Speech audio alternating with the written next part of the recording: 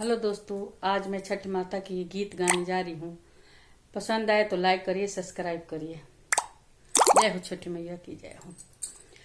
छठी मैया चलली नैहरवा, उनको का देबो संदेश, उनको का देबो संदेश।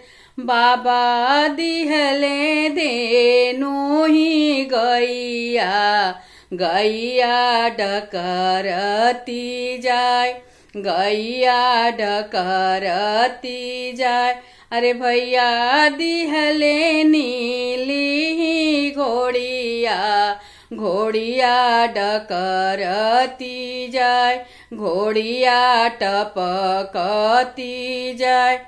अरे अम्मा दिहली पियरी धोती, धोती चमकती जाय, धोती चमकती जाय। अरे भाभी दिहली खोई चाही जीरावा, जीरावा गमकती जाय, जीरावा गमकती जाय। जय हो छठी माई की जय हो।